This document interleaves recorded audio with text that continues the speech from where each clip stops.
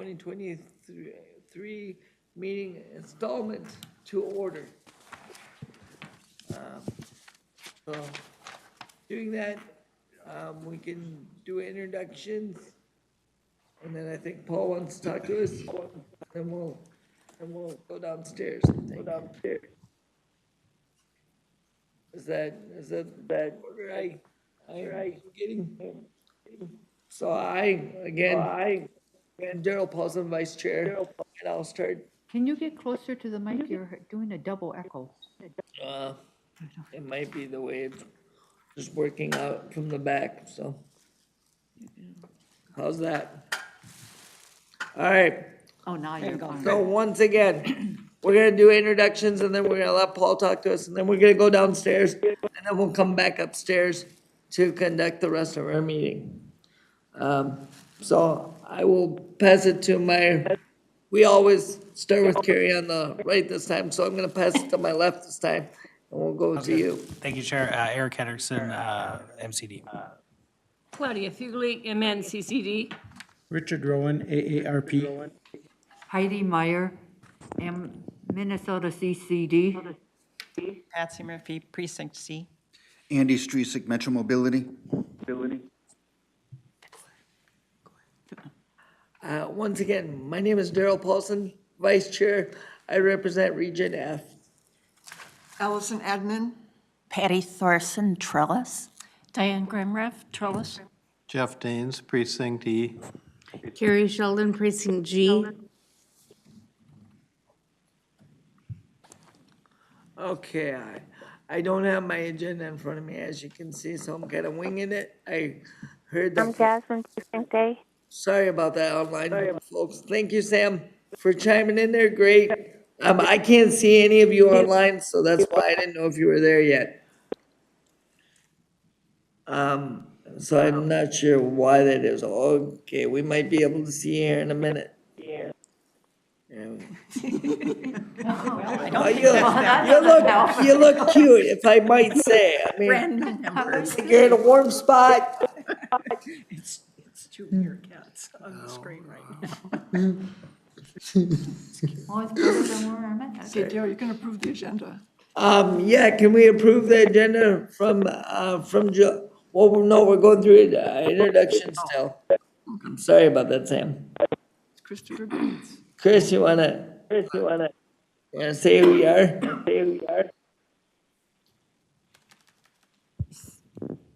Muted. Chris, you were muted.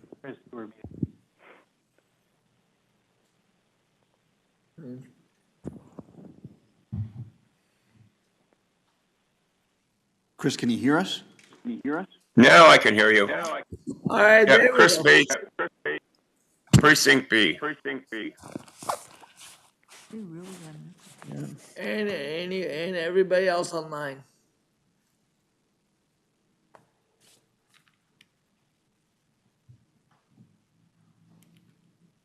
Wow. We have two, but I I don't. see a couple different faces, but hi to you. And with that, moving forward, so Paul can get us to where he needs us to be. I want to approve the agenda from July. Was it July? No, it's today's agenda. Oh, we're approving the agenda, or we're approving the minutes from last? We do the agenda first for All here, right. and then the minutes from last month. All right, so I want to approve the agenda as written, for August 2nd, sorry.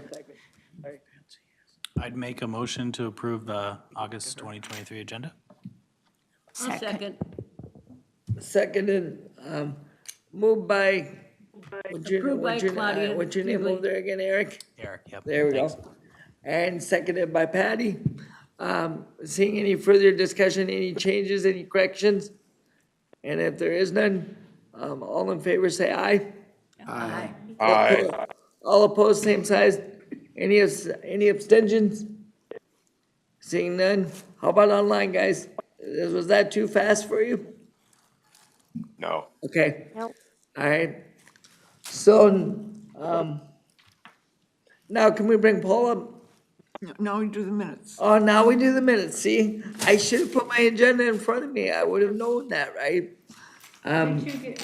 Eric gave me my name tag, but I did not get an agenda. So I want to approve the minutes from July, I believe it was July 5th, right? Move approval of minutes from July 5th. Second? It was moved by David, correct? And seconded on this side as well? By Diane, thank you. Any further discussion? Seeing no discussion, all in favor say aye. Aye. Aye. Any opposed, say nay. Any abstentions, also speak up at this time. Seeing none, motion passes. Agenda and minutes are approved. Now, Paul. Now Paul can come up. Great. Well, good afternoon, everybody. I'm Paul Colton. I'm the fleet manager. Stand in front of the mic. Okay. We're having All right. issues And if with I our blast audio you out, today. just tell me I'll just back off. All right. I'll use my projecting voice. I'm Paul Colton. I'm the fleet manager for MTS, which includes Metro Mobility. And I'm glad to be here today with another bus discussion for you guys and more creative ways that we can get fleet faster and maybe for better pricing. So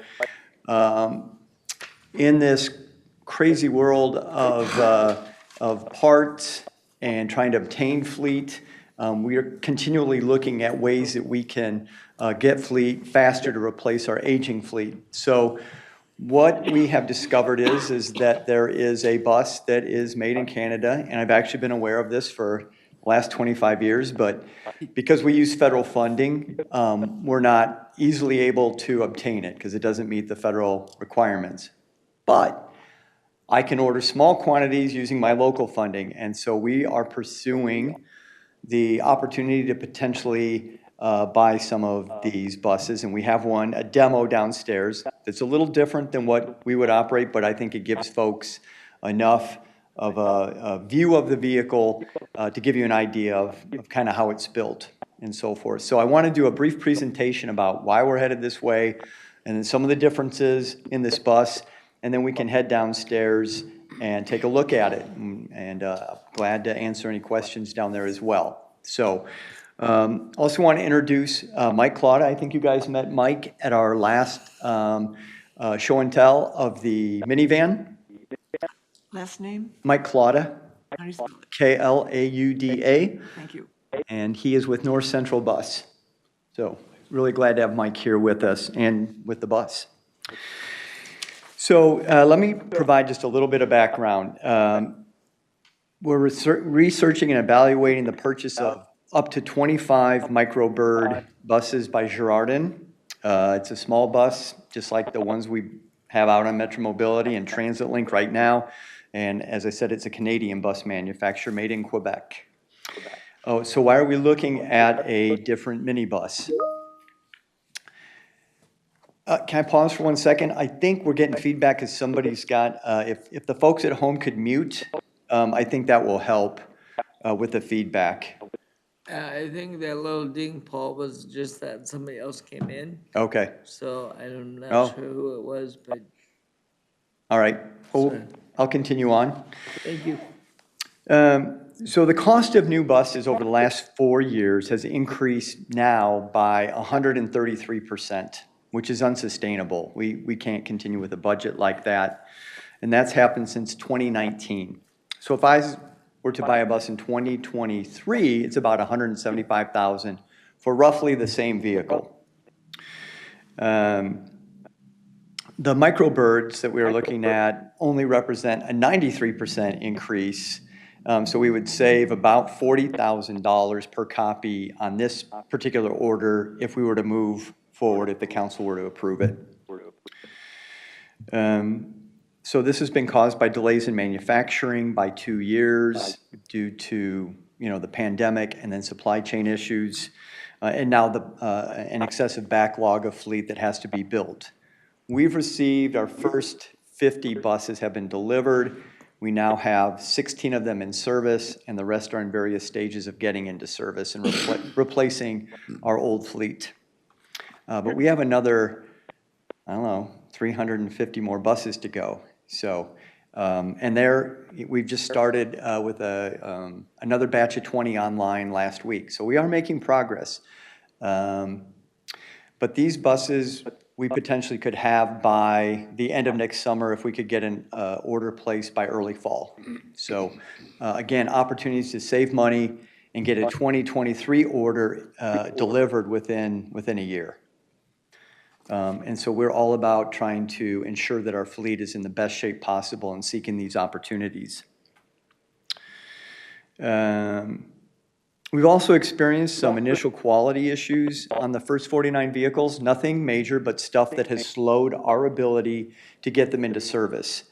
Things that Mike has to do at North Central, his team has to do, things that our contractors have to do to get them ready to put into service. So we want to introduce a little bit of competition as well to the market so that maybe we can at least get their attention and hopefully see some improvement in that area.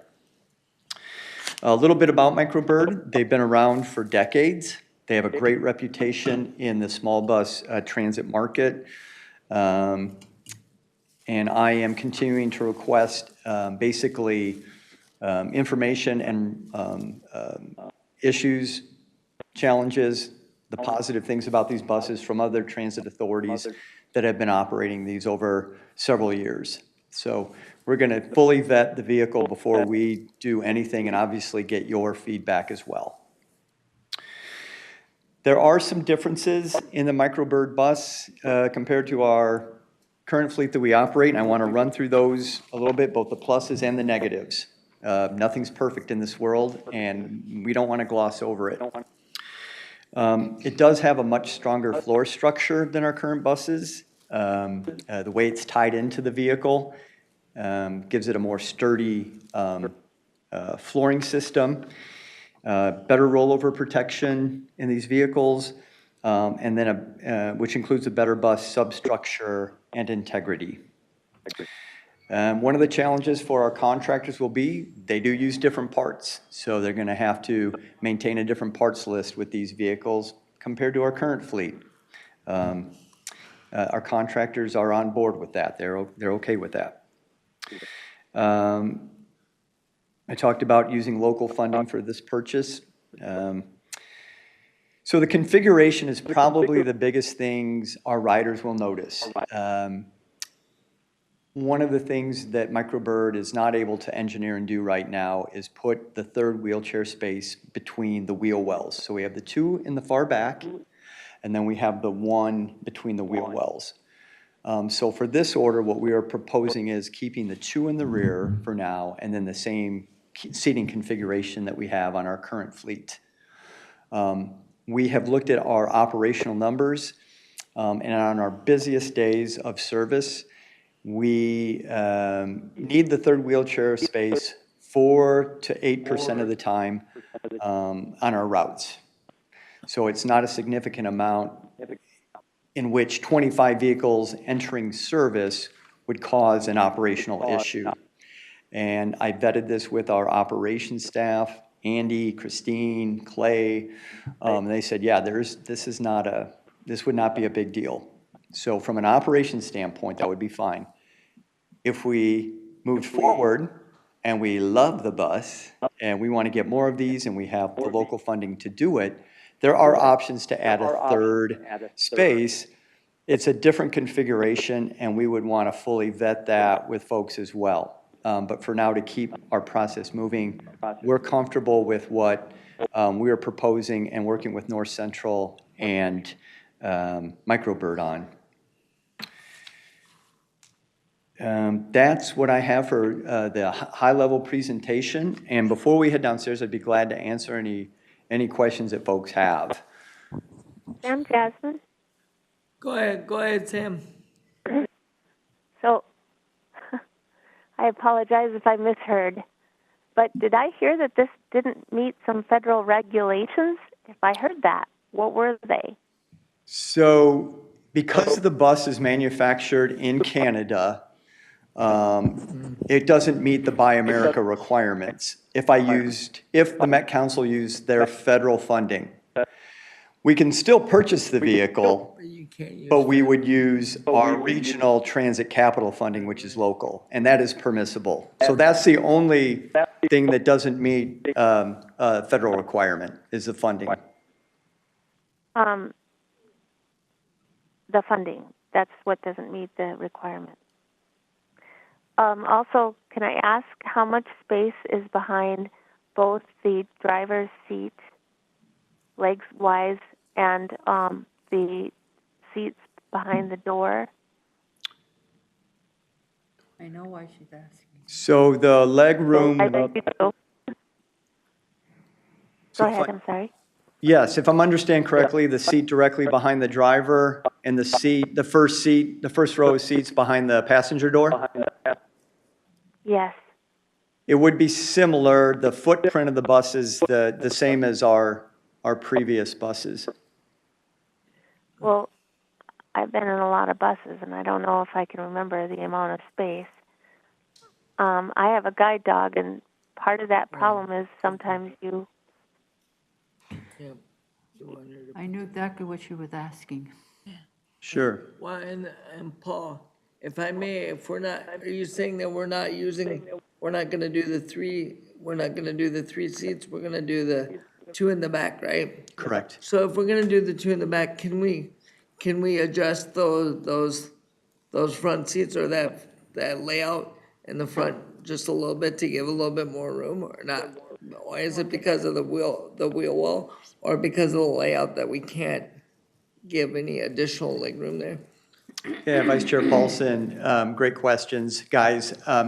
So we will try to maximize all of the leg room. So typically on the state contract, it's a minimum of 28 inches hip to knee room. So we have to meet that requirement per state contract. We would do the same for this contract, which is a national source well contract that this is on. That's the avenue we'd be purchasing the buses on. And so we would maintain that minimum, and in many cases, we exceed that minimum. What I'd like to do is ensure that where we can get maximum space in those seats where we're needed, is try to do it, because the seats are adjustable, at least on the tracking. Is that correct, Mike? Correct. Okay, Oh, they slide back and forth. you can, yep. Are there, Sam Jasmine again, I apologize. Are there heaters under those seats? Oh, good point, because the heater will usually be put in the back or on the side, which, that's good observation there, Sam, thanks. Yeah, Sam, Vice Chair Paulsen, the heaters, we always have one underseat heater in the midship, and we have one in the rear to allow for heating circulation and proper heating of the vehicle in the winter. Did you say midship? Yeah, underseat heater in the middle of the bus. Is it on the passenger side Not, or the not driver's under side? either of those two front seats. Because the one in the back is on the driver's side, right? Because it blows towards the ramp area. It's supposed to give me a heat if I'm back there. But the midship one, is that on the passenger side going the other way? It's on the street side, Yeah, blowing towards the back. okay. Yep. I guess there's no one there with a guide dog, huh? Ken's not there. No, Ken's not here today. Sorry about that, Sam. Heidi- You're holding Heidi, are you down. able to check it out? I'm not there. So if somebody could pay particular attention to, especially under those two front seats, legs need to be able to fit as well as a guide dog. Sure. Is it possible, can I ask a question, Sam? Mm-hmm. As a customer and passenger with a service animal, is it possible to sit in one of the single seats next to the wheel well where there's a lot of space for a service animal or packages or whatever you're carrying with you, whatever you have with you? So your dog is not safe in the aisle.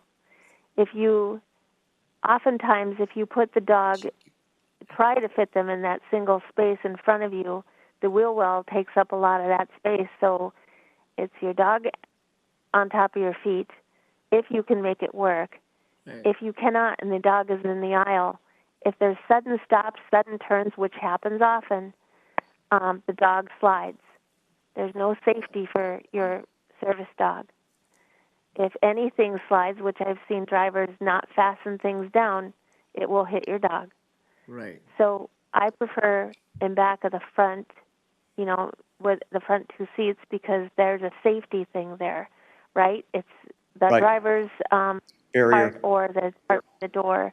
There's a barrier where if a sudden stop happens, your dog doesn't go flying. And if it turns, the dog is able to be in front of your feet, so you can control things. So that's why I worry about that. Thank you for that comment. I appreciate that. Okay, Heidi. Go ahead. My question is, when you get these vehicles, because this was the first thing I thought of, we have 3 locations. Are you going to spread them out, or does one location get more of them sooner than later? You know, when we get the new vehicles, you know what I mean?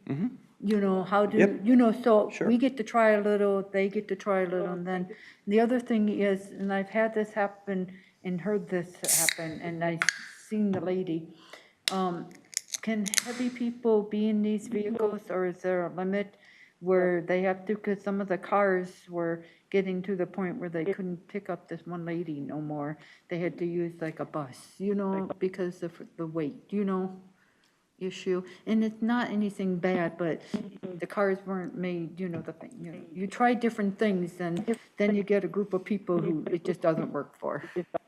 Heidi, Vice Chair Paulsen, let me try to answer those in order. The first question was related to the, Spreading them out, you know, what was it, Heidi? spreading it out, you know, like the. Oh, different yes, areas. yes. So these are buses that are already currently in our bus replacement schedule. And they will be distributed among the 3 different zones that we operate in. So all the garages will be testing these vehicles, and so a variety of customers will be able to Is test it these gonna be vehicles. more outward, you know, the outer areas, or more the inner city that's gonna be seeing them? Because I don't know how it works. Sure. You know what I mean? So the west zone will have some that serves Minneapolis. The east zone will have some that serves St. Paul. And the south zone that serves mostly Dakota County and Scott County will have some. Okay. Yep. Go ahead, And then my Eric. second question about sorry. if a heavy person can, or a certain, what's the limit of, you know? So the lift limitation is, we are ordering the same lift as we have on all of our vehicles. It has it exceeds the ADA requirement. It's an 800-pound lift.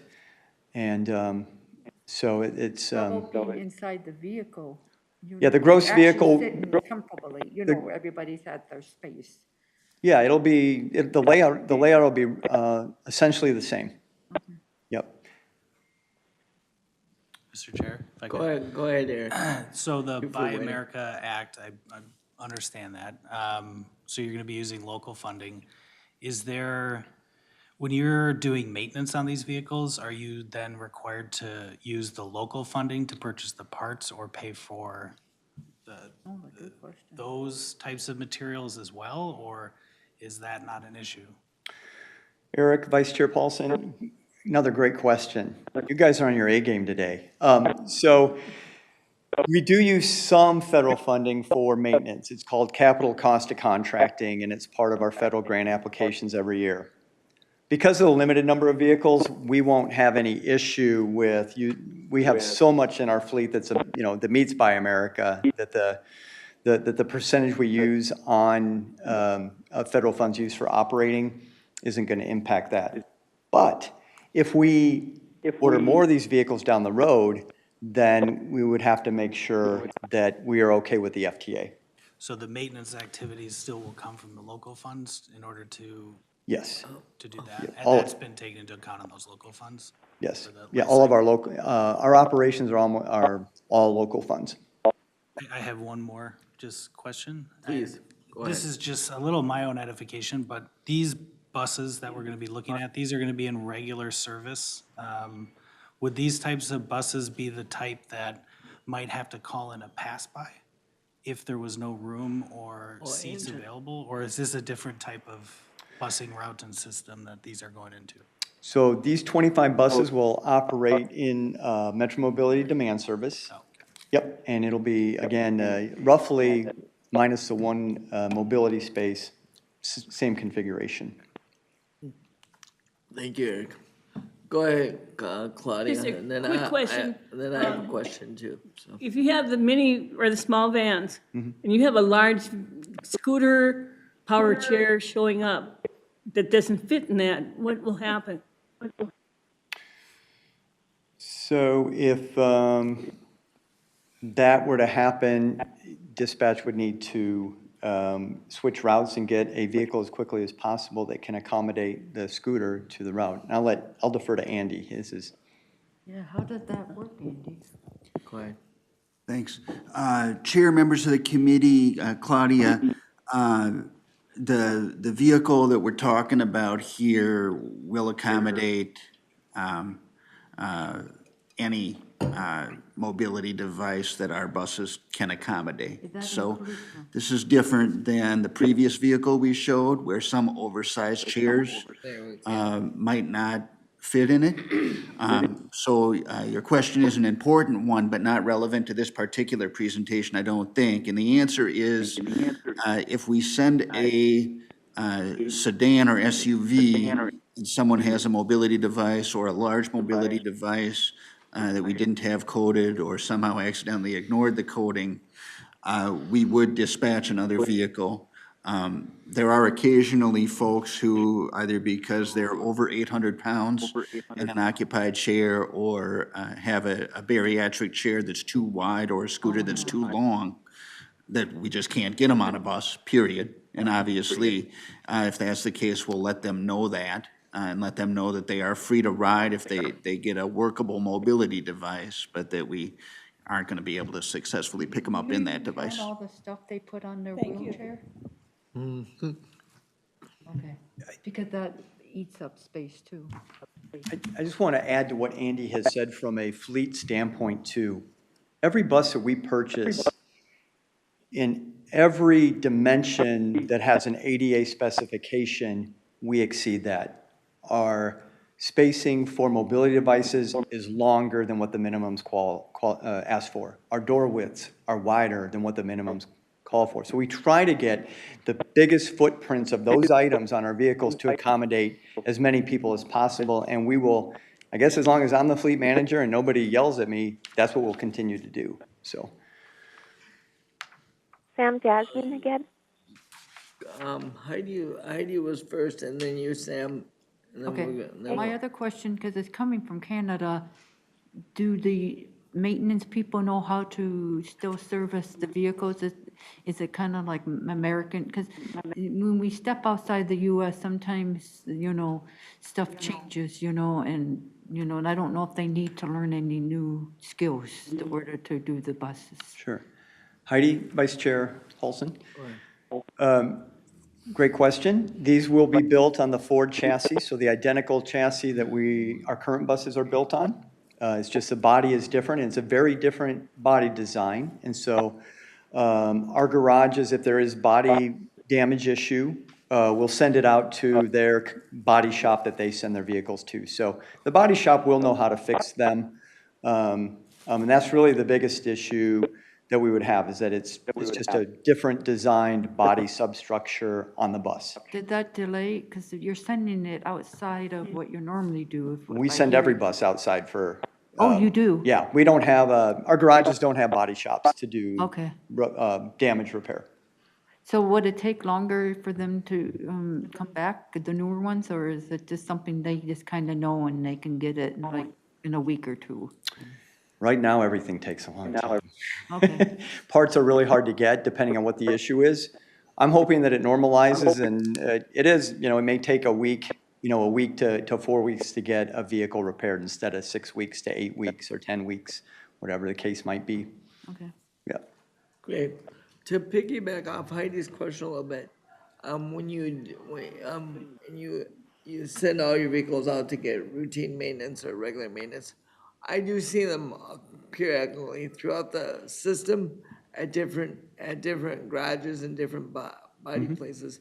Do you guys have a particular set of vendors that you guys use so that you're not overloading that one garage per se, or that one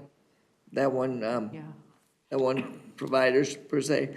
And so you can get your vehicles up and running in that area where they are typically used to running? Yeah, Vice Chair Paulsen. Does that make sense? Yep, that makes total sense. So that's the responsibility of our contractors to determine who they use for farming out any types of repairs that they can't do. At one point, both contractors shared the same body shop, and it worked out great when we could get parts, and our body shop was experts at fixing our buses. That body shop is no longer available, but they have found a replacement body shop. So that works, that works fine as far as scheduling and all of that. The bigger issue is just everybody trying to get. So they understand the ADA and all the weird requirements that we ask for and beyond and above, they're just not a body shop that just fixes vehicles. Yeah, well, the body shop has to fix it to spec. So if the bus was built in spec to ADA, they will repair it to spec. Okay. Yep. Well, and then the thing that I'm concerned about, I know this goes to the fact that 73% of our consumers or our participants are ambulatory. So, I mean, this fits right in line with some of those things. But I'm worried about, like, on the weekends, when driver shortage is down and drivers don't want to come in or something, and they will have at least two wheelchairs. Most of the time when I go to church and we do the church run, there's 3 wheelchairs. So the fact of saying that you only use your third wheelchair spot a small percentage of the time, that percentage of the time usually lands on the weekend or when there's driver shortages. So therefore, those drivers get really agitated about that third wheelchair spot. Sure, Vice Chair Paulsen. So what you also have to remember on the weekend is that we're using a much smaller portion of the fleet. And so scheduling the fleet and with 3 wheelchair positions for the appropriate routes is won't be an issue. Thank you. Anybody else? Or I think we're. Oh, Sam had a question. Oh, yep, Sam, sorry about that. I cannot see you, Sam, so that's the problem. Usually somebody gives me an indication or they wave at me I or. did see. Okay, then I have 2 more questions. Go ahead. How many steps does it take to get up into that bus, and are they consecutive, like there's nothing around on the corner, number 1? And number 2, if you have to depend on local funds to fix this because of the whole federal thing, is it conflicting with anything else that this will short? Did that make sense? Yep. In answer to your last question, no, there should be any other conflicts as it relates to the FTA. On the first question, I believe it's 3 steps, right, Mike? 2 steps. It's 2 steps to the main level, and then it's no additional steps into the vehicle based on this configuration. If we added the 3rd wheelchair spot, it would add a 3rd step and or a sloping aisle. So. And is it easy for the dog to understand too? Oh, so that 3rd step would be. Would that 3rd step be around the corner, like you'd go up to and then turn and go up another step? If we went with a different configuration, the configuration we're proposing has 2 steps. Okay, so what can we do with this goal? Yeah, the ones in the aisle are horrible. If you don't expect them. So we'll get some good pictures. That won't help me. Sure. And then is it easy for the dog to get in too, if she has to bring her guide dog? Less steps is easier for everybody, right? Well, no, because dogs get in a little bit different and, and I don't know how the vehicle is set up. Cars, they jump in Because and not less do steps certain easier things, for and everyone. dogs, Right. More they have their own way of getting into vehicles, so, yes, she has to go with the dog, so can the dog be able to get, you're thinking me, but now think about how the dog would get in. Can the two be a pair and smoothly get into the vehicle without a lot of problems? Well, one will have to lead the other, because both won't fit through the door, but it would be similar to the way it is today. Okay, thank you. You're welcome, Sam. Thanks for the questions. Thank you, Paul, for the, in the details. And I do think this is a little different than the way that we've typically done it. So I do think that having this discussion in the front end gives us an opportunity to be more visual and more vigilant and more deliberate on our questions downstairs as we go Right. through the vehicle. So if we're ready to transition to that, I have a couple of housekeeping rules that I need to go over with everybody that is traveling downstairs. Yeah, and then as soon as Paul's done, I will have a quick announcement, and then we'll follow up downstairs. Great. So we are unable to put the vehicle in the location where we had the minivan, which is in the far corner of the garage downstairs, right down from the ramp. It's too tall. So we have it off of, just off of our dock. So what I'd like folks to do is come down the ramp, and then we will just circle through the aisle till we get to the bus. It'll take a little longer, but we'll make a parade out of it. It'll be all right. It'll work well. Okay. And then the other thing is, this is not the exact vehicle we would be ordering. So I would like people to repeat that. This is not the exact vehicle that we will be ordering. So if you guys point to the beautiful transom window up in the bulkhead box above the driver, we are not getting that. Let me repeat, we are not getting that. So So we're not actually seeing the actual one that's going to be ordered. That's the problem. correct. It is a demo bus. It's the same size. But there are some features that, we didn't order this bus. This is a bus that North Central ordered to show to people.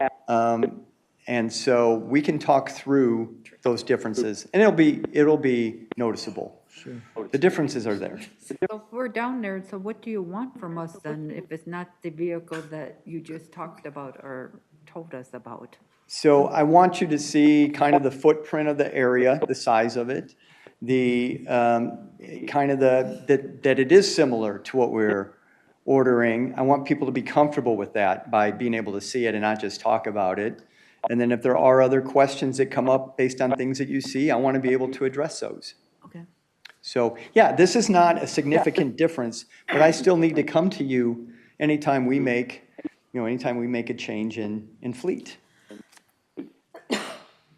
Absolutely. Thank you, Paul, and I Yeah. really appreciate you doing that on the front end, and I do appreciate all the questions that our committee has brought forward to you today. And I do, as we go forward and look at the tour, I do urge you to hear Jasmine's comments very clearly. She is asking for an adjustment in probably legroom or room where she would put her service animal. And this is not a emotional support animal where you can just put him in the aisle or put him in the back or something. If he's used to being in the front, then we need to make space for that to happen.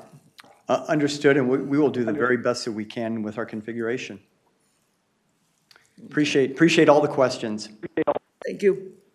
And then with that, I will say, unless any staff or anybody has any objection, I will say when we're done with the tour, we probably will not need to come back up here and do any other things unless we have some committee reports or committee updates that we want to give, which the only one that I would give is the Gold Line is currently under construction.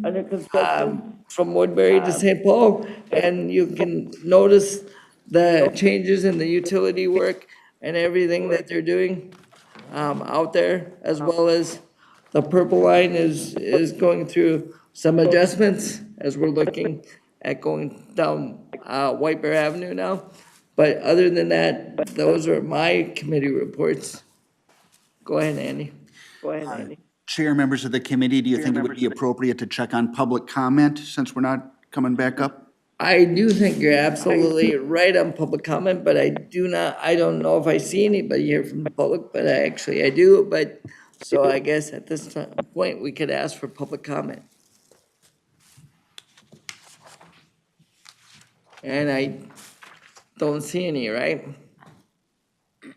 Going once, more time, public comment? Any public comment online? Does anybody have? Okay. I do feel, Sam Jasmine, I guess I'm. Go ahead, Sam. I don't know why, I can't put my finger on it, but it is a little bit disconcerting that we're not going to see the actual bus, but. I agree with you, Sam, and Paul hears that very clear, and we'll, as it gets closer to looking at that, maybe they can come back and show us an actual bus. Yes. What's changed and what's not. Probably, Can I just address one more thing on Go that? ahead, Andy, sorry Paul, about please, that. please correct me if I'm wrong, Paul, but I believe that our seating configuration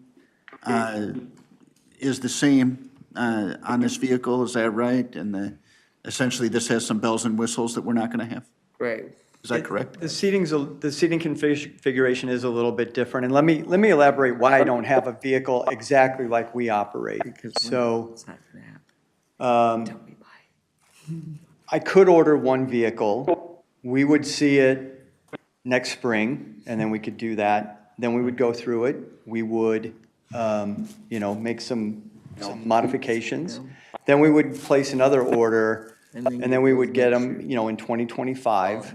And that's an okay way to do it. Again, we're approaching this we're trying to get vehicles as quickly as possible. So is there a way for us to do that and still go through our process appropriately? Absolutely. Go ahead, Andy. Yeah, and as I think about that, obviously from my, being the customer service manager, that's not an ideal situation, and I'm less concerned, while taxpayer stewardship is very important, I'm less concerned with the cost, as tremendous as it is, and more concerned with the reality that supply line being what it is, we just can't get vehicles. So, we've got the windows falling in on vehicles, we've got lifts that have warped floorboards in front of them, so we can't deploy the lifts. We've had vehicles starting on fire every once in a while, because we're forced to have buses out on the street that are, in some cases, almost double where we'd be looking at end of life if we were able to meet our normal operating parameters right now. So I say that just to point out that, I hear everybody's concerns and I share them. But I get what Paul's saying too, that it may make sense to prioritize getting these out on the street and giving you guys a strong idea of what the layout is without being able to provide the exact replica, if that means we can get some new buses out sooner. Well, and Andy, I would be okay with that in the sense that if we really do that by eliminating that third spot, but what happens is that those two spots in the back, right? Because you're gonna put them right next to each other, right? That's gonna be so tight for your drivers. A lot of your drivers are bigger drivers now, or they need a little bit more room to maneuver around. So when you put us both together, those two wheelchairs both together, you're gonna have drivers that are just simply agitated, simply not able to understand. And if it's cold, we both want to get on the bus but a lot of times the drivers are trained to strap one wheelchair in at a time. You have to convince them, hey, it's wintertime. I'm not gonna sit out here just because you wanna have a little extra room to move around. So understand that if you put those two wheelchairs in the back, and that's the majority of our rides, the two wheelchair rides, you're gonna irritate your drivers that way. Yeah, and we will probably I would look love at. to have I love the front section and the back section, and then the third one over by the door, like it currently is, because then you do have that extra space for those bigger drivers to move around when they want that extra space, you know? But if you eliminate that first seat, which is actually a really nice ride most of the time, if you've been bouncing around all day, that's a better ride than in the back generally. So, to eliminate that, I'm just really concerned that first of all, you're gonna get a bunch of drivers mad at you. And then some of the passengers don't like to sit next to each other because we end up touching each other's wheelchair or bumping each other's chair or elbow. So we don't like that as much. Understood. And just, Go ahead. Mr. Chair, thank you. One suggestion is maybe we do the tour. We can be pointed out kind of what some of the differences are. But if it's possible, could we, and I don't even know if it needs to be at our next TAAC meeting, but email the TAAC with the actual diagrams and specifications of what the actual vehicle will be, and that might help us at least provide some feedback. If this is our opportunity to provide feedback and request alterations, and we're not seeing the entire, what's actually going to be ordered, that might be the best we can do in order to provide additional feedback to help guide kind of some of those alterations we might want to see. Eric, Vice Chair Paulsen, absolutely. So what I'm visualizing for a packet is the photos that we take of the vehicle so everybody can see the different, some of the unique things, like the Right. stairwell, that kind of thing. But also, we'll have a floor plan printed out, which will look very similar to our current floor plan. So it will be a little bit difficult to tell the differences from that, but it'll give you a visual. And Paul, before that goes out, please run it through communications, make sure it's got adequate alt text. So, that Sam and Ken and others will be able to weigh in, and that'll be useful information for them. Thanks, Andy. Who's the best person for me to work with on that? Start with Sarah. Okay, Sarah Maskey? Yep. Okay, will do. Well, thank you. And with can I that, just say one thing? well, I think you'll have plenty of time to say something downstairs. Let's say that. But if you're so inclined to say it now, go ahead. Go ahead, Heidi. What you just mentioned about space, I just wanted to say this morning on the city bus, no one was really wanting to share the city bus. So if that's the way of the future, then we need to start thinking with Metro Mobility too, so they can get some space and be around. Right, I'm not, Heidi, I'm not sure what you're getting at when you say no, nobody wants to share the space on the city Well, this morning I was bus. on the city bus coming here to the TAAC committee, and there were literally people taking up 2 spaces and doing things where people really wanted to sit on the seat, but and then I got me thinking about how people on Metro Mobility want their space too a little.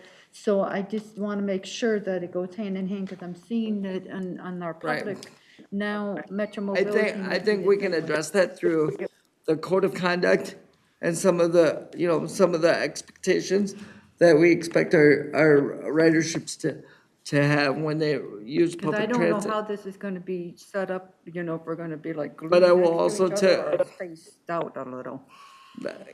Yeah, I hear you loud and clear on that, Heidi, and I will address that with the executive team as well, because I rode this train the other day as well, and I will say, out of the 20 years that I've been a transit advocate, I was so sad, I wanted to cry so badly, because I